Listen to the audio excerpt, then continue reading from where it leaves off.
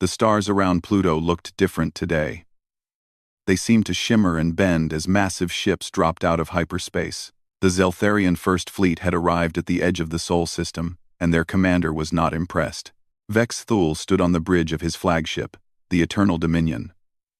His four arms moved across the control panels, while his large yellow eyes studied the data flowing across the screens. He had conquered 47 worlds in his 300 years of service.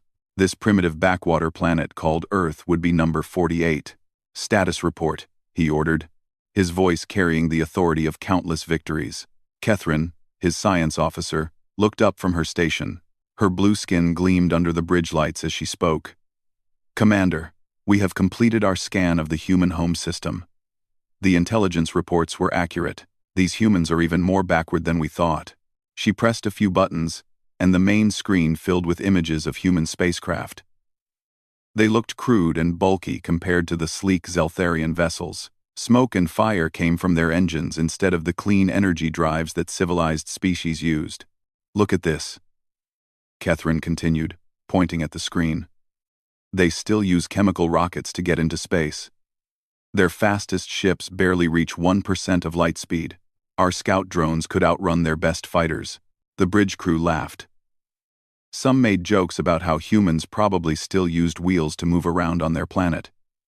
Vex Thul allowed the laughter for a moment, before raising one hand for silence. What about their weapons? He asked. Primitive kinetic projectiles, Kethryn replied. Basically throwing rocks at high speed. They have some laser weapons, but they are weak. No plasma cannons. No particle beams. And, Commander. She paused for effect. They do not even have railguns. This brought the loudest laughter yet. Railguns were basic technology. Even the most backward species usually developed magnetic acceleration weapons before they left their home planet. The idea that a species could achieve interstellar travel without railguns was almost funny. How many ships do they have? Vex Thul asked. Their entire space navy consists of maybe 200 vessels, Kethryn said. Most are cargo ships. They have perhaps 50 actual warships, and those are tiny compared to our battle cruisers. Vex Thul nodded. His own fleet had 500 ships.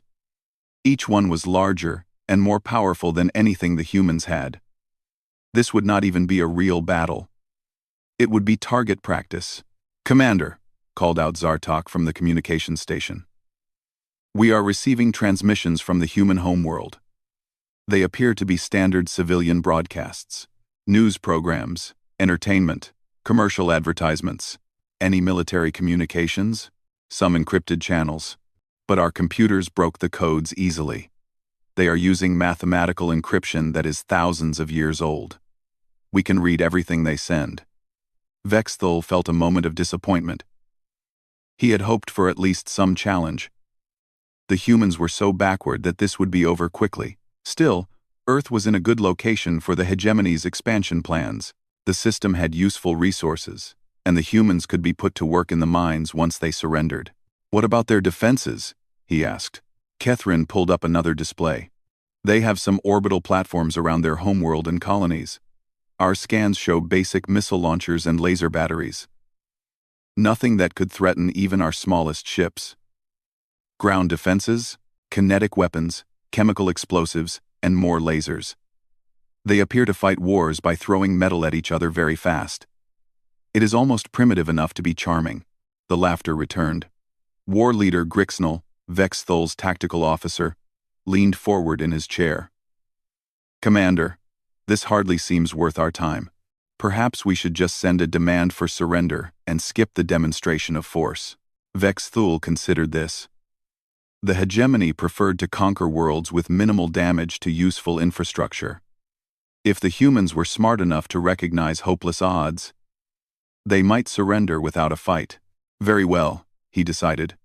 Open a channel to Earth, standard surrender demand. The communications officer worked for a moment, then nodded. Channel open, Commander. Vex Thul straightened his uniform and put on his most intimidating expression.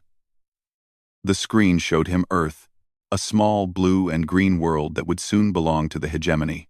People of Earth, he began, his voice carrying across space. I am Commander Vexthul of the Zeltharian Hegemony First Fleet. Your world has been selected for integration into our empire. You will surrender all military forces and prepare for occupation. Resistance is futile. You have one of your days to respond. He cut the transmission and settled back in his command chair. Around him, his officers returned to their duties. Some were already planning how to divide up the human territories. Others discussed which human cities would make the best administrative centers. How long until we reach optimal attack position? Vexthul asked. 6 hours, Commander, replied the navigation officer. We will be in range of their homeworld just as the surrender deadline expires. Vexthul nodded. He expected the humans to surrender long before then. Once they realized what they faced, any reasonable leader would give up immediately. Still, he kept his fleet in battle formation just in case some humans were stupid enough to fight. He walked to the forward observation deck and looked out at the distant Sunday. Somewhere near that star was a world full of creatures who thought they could challenge the might of the hegemony. They would learn better soon enough. Behind him, the bridge crew continued their preparations. Weapons were charged, shields were raised, and targeting computers locked onto human positions throughout the solar system. It was routine work for soldiers who had done this dozens of times before. None of them noticed the strange readings on the long-range sensors. Objects that looked like asteroids and mining stations were scattered throughout the system. The computers classified them as harmless civilian structures and filtered them out of the tactical displays. After all, what threat could human miners possibly pose to the greatest military force in the galaxy? Deep beneath the Cheyenne Mountains, Admiral Sarah Chen sat in a room that few people knew existed. The walls were lined with screens showing data from across the solar system. Red lights flashed as computers processed the alien transmission that had arrived 30 minutes ago. Well, she said calmly, it finally happened. General Rodriguez, head of Solar Defense Command, stood beside her. His face was grim but not surprised. 40 years of preparation, Sarah. Are we ready? Admiral Chen touched a button on her console. Computer, activate Protocol 7. The room filled with the soft hum of machinery coming online. Across the solar system, hidden bases received the signal. On the far side of the moon, inside hollowed-out asteroids and buried deep within planets, weapons that had been waiting in silence began to wake up. Dr. Webb is on his way down, General Rodriguez said. He says Project Thunderbolt is ready. Admiral Chen nodded. Dr. Marcus Webb had spent 15 years of his life building humanity's secret weapon. If anyone deserved to be here when they used it, it was him. The elevator doors opened, and Dr. Webb walked in. He was a thin man with gray hair and tired eyes, but today, those eyes held excitement. Admiral, he said, all stations report ready. We can fire on your command. How many shots do we have? 12 platforms, 6 shots each, 72 total. But Admiral, he smiled, we will not need them all. Admiral Chen had read Dr. Webb's reports many times. She knew what his weapons could do, but part of her still found it hard to believe. Doctor, remind me. What exactly happens when we fire? Dr. Webb sat down at a nearby console and pulled up a simulation. Each platform fires a tungsten carbide rod weighing 50 tons. The magnetic acceleration brings it to 15% of light speed. At that velocity, the projectile creates a shockwave in space-time itself. And the shockwave is more dangerous than the projectile. Any ship within 10,000 kilometers of the projectile's path will be torn apart by gravitational distortion. The aliens have never seen anything like this because it requires technology they think is impossible. General Rodriguez leaned forward. How do we know their shields cannot stop it? Because their shields work by deflecting energy and matter, Dr. Webb explained. Our weapon does not just throw matter at them, it bends the fabric of space. There is no shield technology in the galaxy that can protect against localized space-time distortion. Admiral Chen stood and walked to the main display. It showed the alien fleet moving slowly through the outer solar system. 500 ships in perfect formation, confident in their superiority. They think we are primitive, she said. Let them keep thinking that. For 40 years, humanity had known this day might come. Ever since they had developed faster than light travel, they had wondered who else might be out there, and they had prepared for the possibility that whoever they met might not be friendly. The plan had been simple. Hide their real technology. Let the galaxy think humans were backward and weak. Build defenses in secret. Wait, Dr. Webb had been a young scientist when the project began. We studied every science fiction story ever written. He had told Admiral Chen once, every book, every movie, every game. We asked ourselves, what mistakes do humans always make when aliens arrive? The answer was always the same. Humans fought fair. They met alien technology with similar technology. They played by the rules. So we decided not to fight fair, Admiral Chen said to herself. Admiral? General Rodriguez asked. Nothing. Just remembering how this all started. The main screen showed the alien commander's message again. Surrender or be destroyed. It was the same message that had been sent to 47 other worlds. Worlds that no longer had their own governments or their own people making decisions. Admiral Chen touched her communicator. Communications. Prepare a response to the alien fleet. Yes, Admiral. She thought for a moment about what to say. The aliens expected fear or defiance. They would get neither. Message as follows. This is Admiral Sarah Chen of the United Earth Defense Force. We have received your surrender demand. Humanity respectfully declines your offer. We suggest you reconsider your position. End message. Admiral, the communications officer said. Message sent. Dr. Webb chuckled. Respectfully declines your offer. I like that. General Rodriguez was not smiling. Sarah, they will attack now. Are you sure we are ready? Admiral Chen looked at the tactical display. All across the solar system, green lights showed that hidden weapons were online and ready. The aliens would see none of them. To alien sensors, the weapons looked like mining stations, research outposts, and large asteroids. Dr. Webb, she said, show me the firing solutions. The main screen changed to show the alien fleet's projected path. Red lines appeared, showing where the railgun platforms could hit them. The aliens were moving directly into the perfect position. They are flying in tight formation, Dr. Webb noted. Maximum efficiency for their shields and weapons, but also maximum vulnerability to area effect weapons. How long until they are in optimal range? 4 hours, Admiral. Admiral Chen sat back in her chair. 4 hours to prepare for the most important battle in human history. A battle that the aliens did not even know was coming. All stations, this is Admiral Chen, she announced on the fleet-wide channel. Operation Thunderbolt is now active.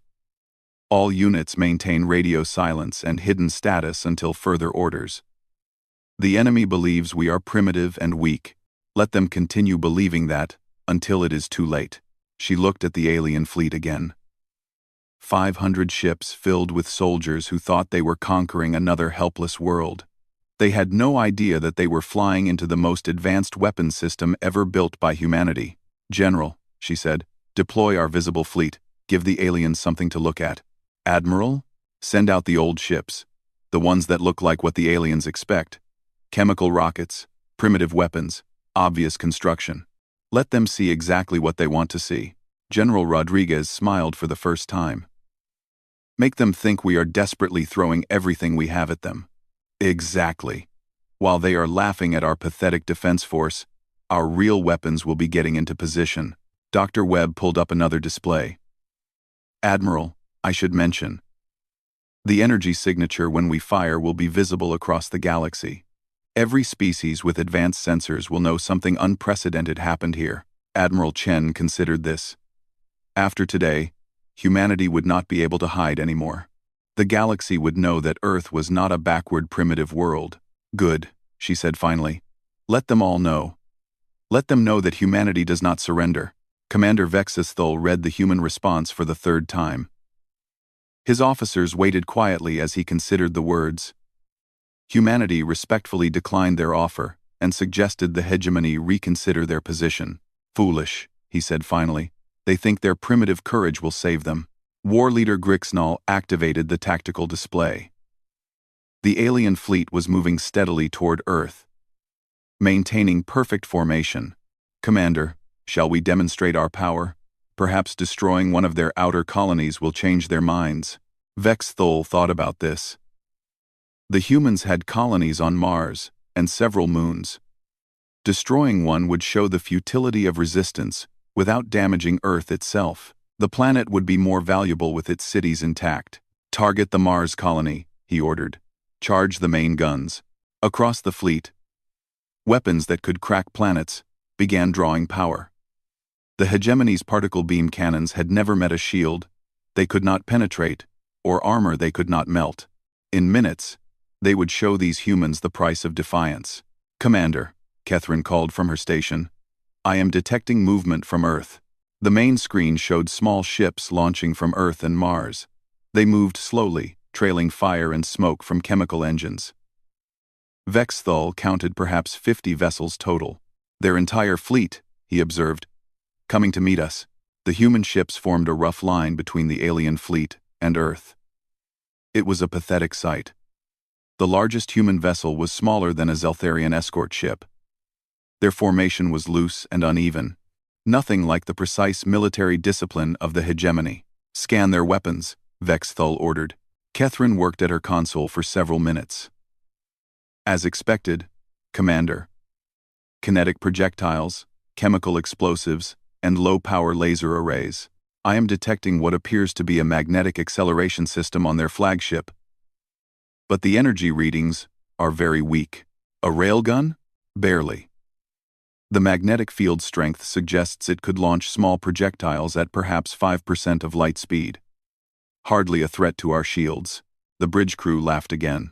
5% of light speed was fast for a primitive species, but the hegemony's shields could stop projectiles moving at 50% of light speed. Look at them, Grixnall said, pointing at the tactical display. They are actually trying to protect their world with those antiques. The human ships continued their approach, but they were painfully slow. At their current speed, it would take them hours to reach weapons range. The aliens could destroy them all long before they got close enough to fire. Commander, the communications officer announced. We are receiving a transmission from the human flagship. Put it on screen. The display showed a human male in what appeared to be a military uniform. His face was stern but calm. Behind him, other humans worked at primitive-looking control stations. This is Captain Harrison of the UEDS Defiance, the human said. You are in violation of Earth territorial space. Withdraw immediately, or we will be forced to engage. The alien bridge erupted in laughter. Captain Harrison's ship was the size of a hegemony shuttle, and he was threatening 500 warships. Brave words, Vex Thol said, opening a return channel. But courage cannot overcome reality, Captain. Your weapons cannot harm us. Your ships are too slow to escape us. Surrender now, and your deaths will be quick. I think you will find that Earth's defenses are stronger than you expect, Captain Harrison replied. Then he cut the transmission. Catherine shook her head. Delusional. Do they really think those museum pieces can threaten us? Vex Thol studied the human formation again. Something bothered him about their position, but he could not identify what. The humans were moving to meet his fleet head-on, which was tactically insane. With their slow ships and weak weapons, they should be trying to hide behind planets or asteroid fields. Perhaps they plan to ram us, suggested Grixnall. At their speed? We could move aside with our maneuvering thrusters. The alien fleet continued its advance. They were now passing the orbit of Jupiter, still hours away from Earth, but already within range of their longest-reaching weapons. Vex Thol considered firing a warning shot, then decided against it. Better to let the humans get closer, so he could destroy their entire fleet at once. Commander, Catherine said. I am detecting unusual readings from some objects throughout the system. What kind of readings? Energy signatures from what our computers classify as mining stations and research outposts.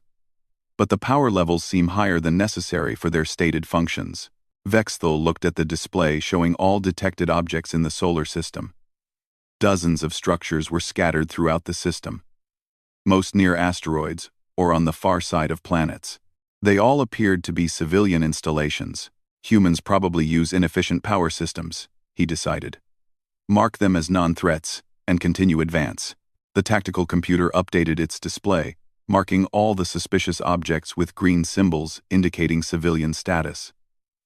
The threat board now showed only the approaching human fleet as potential enemies.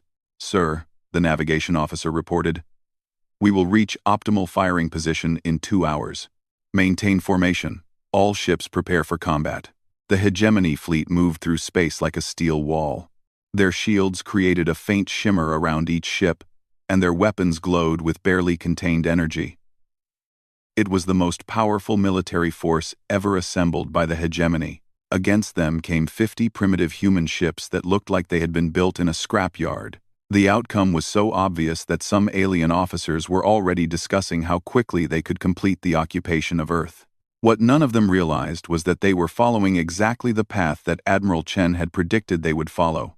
The alien formation was moving directly through the optimal firing zone for humanity's hidden weapons. Dr. Webb watched the tactical display from his position in the command center. "Perfect," he murmured. "They are flying right into our kill zone." Admiral Chen opened a channel to all hidden stations. "All Thunderbolt platforms. This is command. Enemy fleet is approaching optimal range. Maintain concealment until firing order." Throughout the solar system, massive weapons that had been disguised as harmless civilian structures began their final preparations. Magnetic coils that stretched for kilometers started building their charge. Targeting computers calculated precise firing solutions. Weapon crews that had trained for decades in secret prepared to reveal humanity's greatest secret. The aliens continued their advance, confident and unsuspecting. They saw only what they expected to see: a primitive species making a desperate last stand with inferior technology. In exactly 1 hour and 47 minutes, they would learn how wrong they were. Commander Vex Thule stood on his bridge and watched the pathetic human fleet crawling toward his position. Soon, he thought, this would all be over. The humans would be dead, Earth would belong to the hegemony, and he would add another victory to his long record of conquest. He had no idea that he was about to suffer the worst military defeat in galactic history. Admiral Chen watched the alien fleet move into the final position.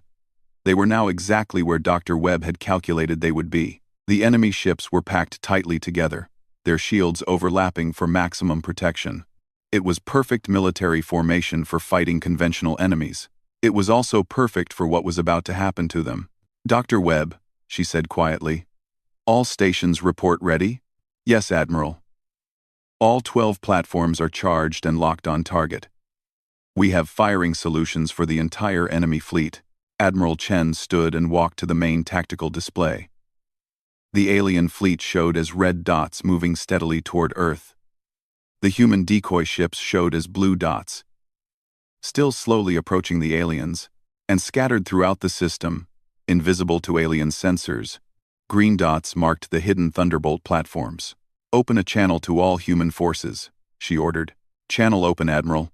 All stations, all ships. This is Admiral Chen.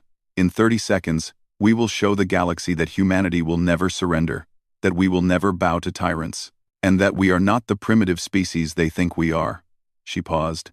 "All Thunderbolt platforms, you are authorized to fire on my command." She sat back down and looked at Dr. Webb. 15 years of your life went into this moment, Doctor. "Are you ready?" Dr. Webb smiled. It was the first time she had seen him truly happy. "Admiral, I have been ready since the day we started building these weapons." The countdown timer on the main screen reached 10 seconds. Throughout the solar system, massive railgun barrels emerged from their hiding places. Structures that had looked like asteroid mining stations split open to reveal weapons longer than city blocks. Research outposts on the far side of planets extended acceleration coils that stretched for dozens of kilometers. 5 seconds, announced the tactical officer. Commander Vex Thule was studying the approaching human fleet when every alarm on his ship began screaming at once. "What is happening?" he shouted over the noise. Catherine was working frantically at her console. "Commander, I am detecting massive energy buildups throughout the system. The power readings are..." This cannot be right. What power readings? Sir, the objects we classified as mining stations are showing energy signatures greater than our main reactor. On the main screen, the tactical display began updating as the ship's computers recalculated their threat assessment. Green civilian markers were turning red at an alarming rate. Asteroid stations, research outposts, and orbital platforms throughout the system were suddenly showing as military targets. Impossible, Vex Thul snarled. They do not have that technology. But even as he spoke, he could see the truth on his sensors. The objects were not hiding anymore. Massive structures were emerging from concealment, and they were all pointed directly at his fleet. Admiral Chen looked at the timer one final time. All Thunderbolt platforms, she said calmly. Fire. The universe changed. 12 railgun platforms fired simultaneously, each launching a 50-ton tungsten carbide projectile at 15% of light speed. The magnetic acceleration was so powerful that it created gravitational waves detectable across the solar system. Dr. Webb watched his instruments with scientific fascination. Magnificent, he whispered. The space-time distortion is exactly as predicted. The projectiles themselves were invisible, moving too fast for any sensor to track, but their effects were immediately obvious. As each projectile tore through space, it dragged space-time along with it, creating a shockwave that rippled outward from its path. Commander Vexa Thul watched in horror as reality seemed to bend around his fleet. All ships! Evasive maneuvers! He screamed, but it was far too late. The first shockwave hit the left wing of the alien formation. Ships that had survived battles across the galaxy simply came apart. Their gravitic shields, designed to deflect energy weapons and particle beams, were useless against the fundamental distortion of space itself. The battleship Crushing Victory, pride of the hegemony's third battle group, was caught directly in the path of the shockwave. Its hull twisted like plastic as space-time bent around it. The ship's reactor exploded, adding to the destruction, as nearby vessels were caught in the blast. Shields are useless, screamed Grixnal. The weapons are not hitting our shields. They are warping space around us. A second projectile passed through the center of the alien formation. The carrier, Endless Dominion, and its escort ships were torn apart by gravitational forces that their technology could not protect against.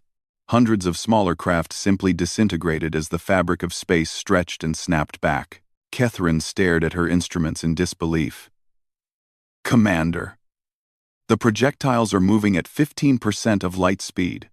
That level of magnetic acceleration should require energy output equivalent to a small star. How many humans are there? Vex Thul demanded. How many ships? Sir, the weapons are not on ships. They are built into the planets and asteroids themselves. The humans have turned their entire solar system into a weapons platform. A third shockwave passed through the rear guard of the alien fleet. The dreadnought, Eternal Conquest, veteran of 30 successful invasions, buckled and broke as space itself attacked its hull. Emergency pods launched as the massive ship came apart, but many of them were caught in secondary shockwaves and destroyed. In less than 30 seconds, half of the Zeltharian First Fleet had been reduced to floating debris.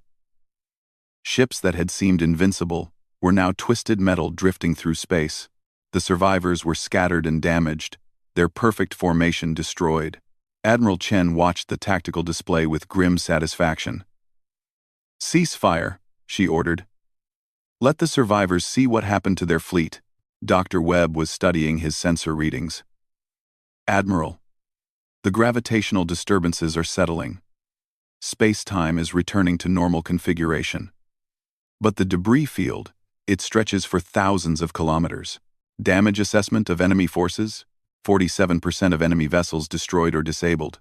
The remaining ships are scattered and appear to be attempting to retreat. Admiral Chen opened a channel to the alien fleet. Commander Vex Thul, this is Admiral Chen. Do you still wish to discuss surrender terms? On the bridge of the Eternal Dominion, Vex's Thul stared at the ruins of his fleet. Ships that had conquered worlds were now wreckage floating in space. The humans had destroyed half his force without taking a single casualty. How? He whispered. Catherine looked up from her shattered console. Commander, the energy required for those weapons, they would need to harness the power of their star itself. How could a primitive species build such technology? Vex Thull understood now why the humans had seemed so calm when he demanded their surrender. They had not been afraid because they had been waiting. Preparing. They had let his fleet fly directly into a trap that no military force in the galaxy could escape. All ships, he broadcast on the emergency frequency. Retreat immediately. Full withdrawal to hyperspace minimum distance.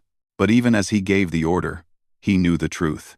The hegemony had just suffered its worst defeat in 1,000 years of expansion, and they had suffered it at the hands of a species they had dismissed as primitive savages. The humans had railguns after all. They had the most advanced railguns in the galaxy. The retreat of the Zeltharian First Fleet was not organized or dignified. Ships limped away from Earth at maximum speed, leaving behind debris fields that would orbit the sun for centuries. Many vessels had damaged engines and broken weapons. Others carried wounded crews who had never imagined they could be defeated so completely. Commander Vex Thull sat in his command chair, staring at the tactical display that showed the remains of his once mighty fleet. 237 ships destroyed, 68 more damaged beyond immediate repair. The pride of the hegemony scattered like leaves in a storm. "Sir," Catherine said quietly, "we are receiving a transmission from the humans." Vex Thull almost refused to answer. But he was still a military officer, even in defeat. "Put it through." Admiral Chen appeared on the main screen. Behind her, the same control room that had coordinated humanity's defense. She looked calm, professional, and utterly confident. "Commander Vex Thull," she said, "I trust you are reconsidering your position regarding Earth." "How?" Vex Thull asked. "How did your species develop such weapons? Our intelligence reports showed that you were primitive, backward, barely capable of space travel." Admiral Chen smiled. "Your intelligence was exactly what we wanted you to see, Commander. For 40 years, humanity has prepared for this day. We studied every conquest the hegemony ever made. We learned how you operate, how you think, how you choose your targets. You let us think you were weak. We made sure you thought we were weak. Every ship you saw, every transmission you intercepted, every piece of technology you detected was carefully chosen to support that illusion. Meanwhile, we built defenses that your empire has never encountered." Catherine leaned forward at her station. "Admiral Chen, the energy requirements for those weapons are enormous. How do you power them?" Dr. Webb appeared beside Admiral Chen on the screen. "We built fusion reactors inside asteroids and on the far sides of planets.